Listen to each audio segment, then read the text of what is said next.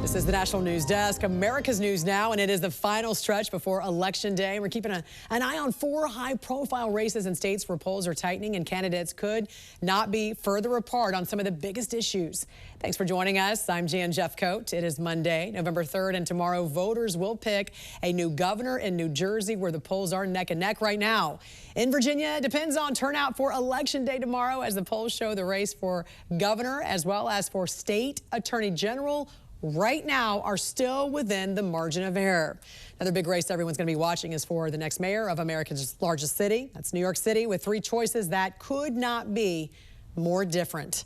Let's get right to Mark Boyle at the live desk with the very latest for us right now. I know you've been tracking the final campaign stops and each of these highly watched challenges, Mark. Absolutely. And already, Jan, this morning we've seen some candidates out doing press conferences, trying to drum up support and get voters to the polls as Election Day now just 24 hours away. We are watching this closely with some key races to watch right here. The Virginia governor's race, New Jersey governor, and the other one, New York City mayor's race. That one has been in the headlines, of course, the past several weeks and months, with the Democratic Socialist Zohran Mamdani, Independent Andrew Cuomo, and Republican Curtis Sliwa all in it for this seat there, the mayor's seat. Here's where things stand. The latest poll, Real Clear polling, indicates Mamdani still ahead 45% to 31 and 17. Mamdani has been in this position the whole run, so it would really need to essentially be a miracle to flip this. Tomorrow, we'll watch that closely. Meantime, in Virginia, some other hotly contested races. This one for governor. Democrat Abigail Spanberger going up against Republican Winsome Earle-Sears. Here's where things stand. Again, Real Clear polling, 52% to 43. Earle-Sears is going to need a big turnout tomorrow for Republicans. The in-person voting will be key for her if she wants to win this thing. Also watching the state's attorney general race, where things are a little more interesting there after the texting scandal involving the Democrat, after text messages written by Jay Jones surfaced back in 2022 calling for the death of a political rival's family. This race is close. The Republican over the Democrat by 1 or 2 percentage points, certainly within the margin of error. Watching that closely as well. Up to New Jersey now, the governor's seat up for grabs tomorrow between Republican Jack Ciattarelli and Democrat Mikey Sherrill. This is where things stand there. The Democrat 48, close to 49%, to the Republican of 45%. Some polls say the Republican could overtake the Democrat in this race. Polling is just a snapshot. 100,000 or so people, different polls have different numbers. Election Day will be the true tell. We'll watch this very closely for you tomorrow right here on the National News Desk, and stay up to date with the latest breaking news on our website anytime at thenationaldesk.com. President Trump looking to energize Americans in the lead up to Election Day. The president is tapping his political war chest to provide New Jersey and Virginia $1 million each to help elect Republican candidates Jack Ciattarelli and Winsome Earle-Sears. The president also weighing in on the New York City mayoral race. Zohran Mamdani, 34-year-old Democratic socialist.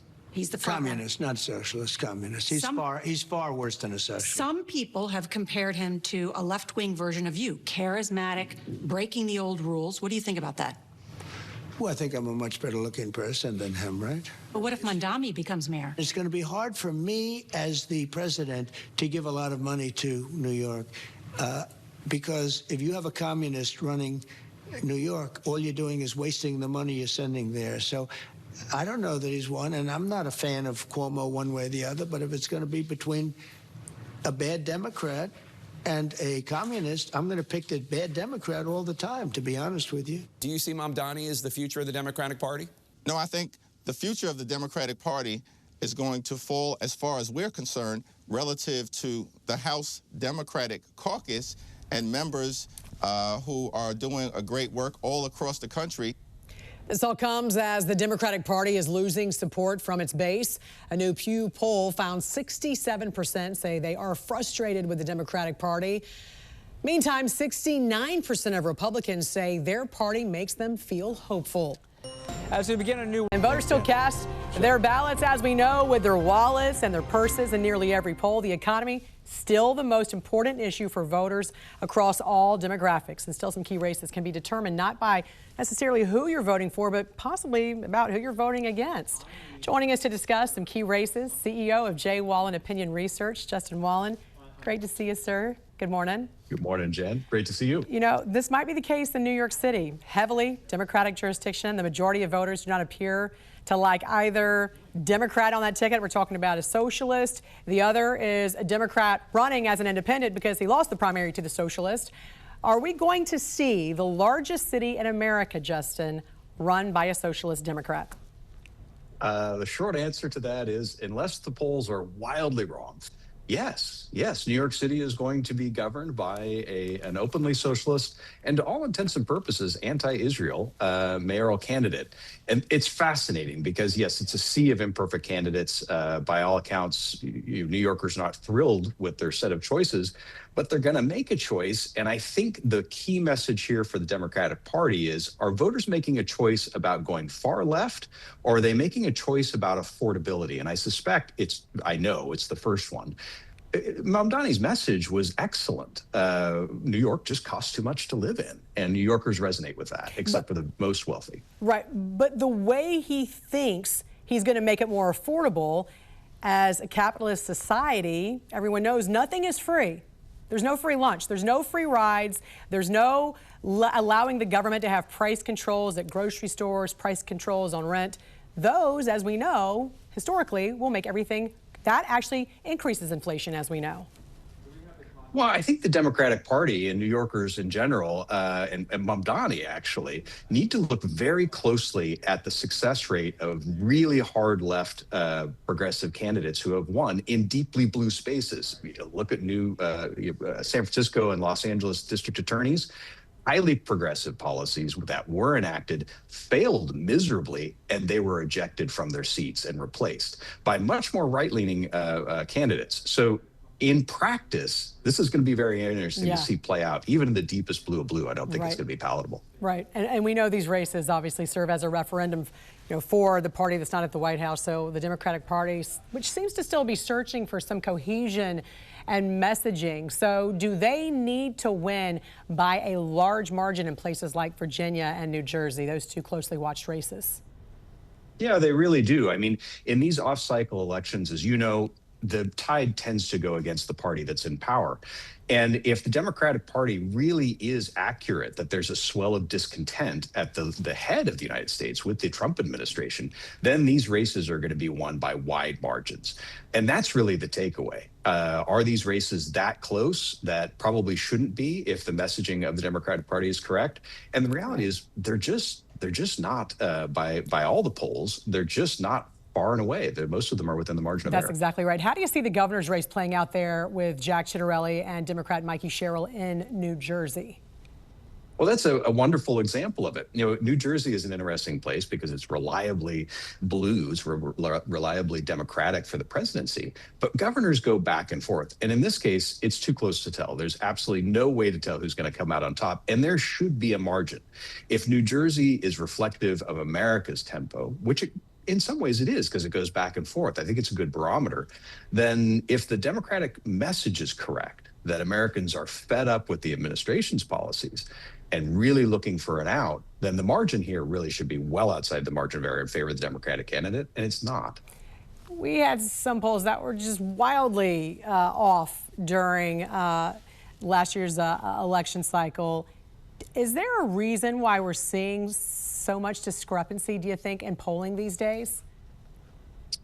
Yes, that's a long conversation. But the key here for poll watchers is to look at averages because that weeds out the outliers. There are a lot of outliers, and that's a challenge. There are challenges with methodology. The key issues with my particular world are finding people who are willing to talk.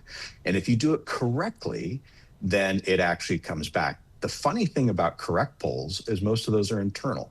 And a lot of the public polling, which we see and we go by as barometers, those actually have to deal with price restrictions. Interesting. So, you mean, when you say internal polls, you mean the candidates conducting their own polls. Those tend to be very accurate. I agree with you on that. Now, there's already been plenty of early voting. So how important is today? What does a big turnout at the polls mean for both parties? Who's likely to benefit? In this case, if we have a big turnout, I think Republicans are going to benefit because the mantra is that frustration and anger drives turnout. And if this is the case, as it typically is in a midterm, then the opposing party is going to prevail because of that.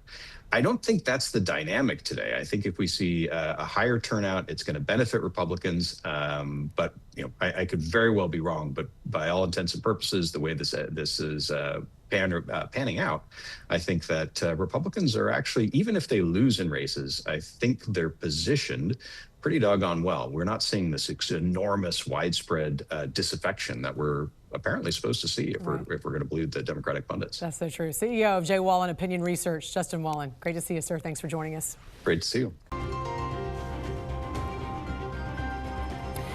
The elections today will have a big impact on policing, the crime crackdown, and how the law is enforced as some local jurisdictions continue the battle against the crime crisis, criminal illegal aliens, and soft on crime policies. From New Jersey to Virginia and New York City, it's a day that's going to have far-reaching consequences for all law enforcement. Joining us now to discuss is retired FBI Special Agent in Charge and former Superintendent of the Chicago Police Department, Jody Weeks. Good morning to you, sir. A critical day for the largest city in the country, New York City, nearly 9 million folks there. And if you look at the polls, Zohran Mamdani obviously in the lead. What impact will this have on law and order? What concerns you most? Yeah, Jan, great to see you. Whenever there's an election, there's going to be change. You can just expect that. Cops don't like change. It creates unknown. Unknown then is replaced with rumors and conspiracy theories, but that's going to normally happen. The other thing that you can always count on, usually, a new mayor, a new police chief. Trust me, I know how that can happen. But talking about Mamdani, let's look at this. I'm concerned about a couple things. Number one, I was at a conference a few weeks ago, and a lot of the guys and gals from New York City were saying that if he gets elected, there's going to be mass retirements, mass resignations. I don't know if that was really talk around a coffee table or not. Leaving your job is a big deal, but here's what I am very concerned about. If the police do not believe they are backed and supported, they're going to have a slowdown. They will only respond to radio calls. And why would they do that? For protection. You can't claim that I'm racially profiling anybody or going after this group or that group if I'm just answering the radio. I'm just responding to victims. A couple of my friends on the left are deeply concerned that the Trump administration, through the DOJ, is going to institute a DOJ-sponsored patterns and practice investigation. I don't think that'll happen. Republicans don't normally go that route. But if that were to happen, that could cost New York City millions and millions of dollars if they got into a consent decree. I don't think that will happen, though, with this administration. Well, the president has said he's going to withhold funds to New York City if Mamdani is elected. So we're talking about a guy who wants to give out free everything, but it's got to come from somewhere. So the thought is that he's going to have to start slashing the budget, and that could begin with law enforcement if he is elected. Can he unilaterally defund police? Can he dismantle police there in the city? Jan, not really. He may want to do that, but it's really highly unlikely. And I say that because of just the power structure in New York City. You're going to have to convince 26 councilmen that that's a good thing to do. You're going to have to convince the state, the federal government, and the unions have ironclad contracts. But what he could do is if officers leave, either through retirement or resignations, he could just let them go out by attrition and not replace them. And if you're trying to save money, I know NYPD has massive overtime, so he could put caps on that. But NYPD does not have to worry about them being dismantled by this mayor. In New Jersey, Jack Ciattarelli seeming to be getting ahead of Mikey Sherrill in some polls. What are the primary differences between these two candidates when it comes to law enforcement? Yeah, it's a little bit more subtle. The big issue, there's two big issues, immigration and then the qualified immunity for police officers. Sherrill has said she doesn't want much cooperation between the locals and the ICE officers. She wants to build community trust, and she thinks that would hurt it. Ciattarelli, he is all in on getting rid of sanctuary city status. He wants to mandate ICE and local cooperation. And if an agency in New Jersey doesn't go along with it, he's going to cut their funds. The other issue is a little more subtle. It's kind of a gray area with Sherrill because she has voted against qualified immunity for police officers in the past. She's kind of backed off that. Now, good news for the cops, Jack is all in for qualified immunity. So that's the primary differences I see in New Jersey. And very quickly, too, it was widely circulated a few weeks back. Mikey Sherrill wasn't able to walk with her graduating class at the U.S. Naval Academy, the graduation, because of a cheating scandal there. Will that hurt her with police officers? Will that hurt her with law enforcement?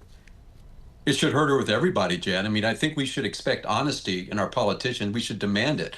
Now, she wasn't found guilty of cheating, but she did not report it. So that's a big deal of the Service Academy, not to report wrongdoing. So as you might guess, Jack has hit her up really hard, trying to impugn her integrity and attack her credibility. Yeah, and sometimes not reporting it is just as bad, right? You're just as guilty by not blowing the whistle on something you know all about. Retired FBI Special Agent in Charge and former Superintendent of the Chicago Police Department, Jody Weiss. Great to see you, sir. Happy Election Day. You too, Jan. Take care. You too. It is Election Day, and we are watching as the polls open nationwide. The most high-profile races taking place in New York, New Jersey, and Virginia. Thanks for joining us. I'm Jan Jeffcoat. It is November 4th. It's Election Day. Do not forget to vote. We want to get right to Mark Boyle at the live desk with the latest for us right now. And, you know, Mark, the candidates making their final campaign stops last night. They're really hoping to get their message to voters before they head to the polls today. For those who have not already cast their ballot. And most of these people, let's be honest, have probably made up their mind. They're waiting until Election Day, Jan. And we are here, Election Day across the country for many states, of course, as we wake up this morning watching some of these high-stakes races playing out across the country, the different locations. The candidates were out in full force in Virginia, New Jersey, and New York City. Let's take a live look over Capitol Hill here behind me this morning. They're making their last-minute pitches to voters, and let's start for you this morning here in New York City, where Democrat Socialist Zohran Mamdani is facing off against Republican Curtis Sliwa and Independent Andrew Cuomo. All three men spent yesterday canvassing the city. They are trying to secure every vote possible. Meantime, here in Virginia, you have the races the nation are watching. The first one, the race for governor between Abigail Spanberger, the Democrat, and Republican Winsome Earle-Sears. She's looking to keep Virginia's governor's office red. You'll also hear about the state's attorney general race. That's up for grabs, too, as Republican Jason Miyares looks to keep his seat against the challenger, Jay Jones. The Democrat, Jay Jones, looking to overcome his texting scandal that blew up really a few weeks ago, where his private text messages became public, where he called for the death of a former political rival's family. They were made public, so he's been challenging that. Finally, this morning in New Jersey, the other big race we're watching for you. Take a live look over Ocean City here behind me, the sun coming up there. Republican Jack Ciattarelli hoping to take down Democrat Mikey Sherrill in what's anticipated to be a very close race. They are within the margin of error in all the polls we have seen leading up to today. Republicans are getting some last-minute support from the White House. In the past 24 hours, President Trump spent some time virtually campaigning on behalf of New Jersey and Virginia's Republican candidates. He's hoping to get some momentum behind the Republicans to push them over the line. We're going to watch the very latest for you this morning as polls start to open in different locations. For updates throughout the day and tonight, visit our website anytime at thenationaldesk.com. All right. A new report out this morning shows there could be major financial fallout and a mass exodus from New York City if Mamdani gets elected. According to a survey conducted by JL Partners, 9% of New Yorkers said they would definitely move out. Another 25%, or 2.12 million, said they would consider leaving. At the same time, top business leaders are warning of the financial consequences if Mamdani gets into office and enacts his radical socialist policies. Yesterday, billionaire Elon Musk officially endorsed independent candidate Andrew Cuomo just days after slamming Mamdani's policies on the Joe Rogan podcast. I mean, you got to hand it to him. Like he can light up a stage, but he has just been a swindler his entire life. If Mamdani's policies are put into place, especially at scale, it would be a catastrophic decline in living standards, not just for the rich, but for everyone, as has been the case with every socialist experiment. And this morning, watchdog groups are also raising concerns about the dire social impacts Mamdani could make with his policies. In a new report, the Institute for the Study of Global Anti-Semitism and Policy stated he has repeatedly declined to condemn the slogan, "Globalize the Intifada," ignoring the fact that the word intifada is synonymous with incitement to kill Jews. Mamdani's rise is the story of how radical anti-Zionism has been repackaged as socialist, populist, progressive politics, and how this ideology now threatens to erode the sense of security for New York's Jewish community.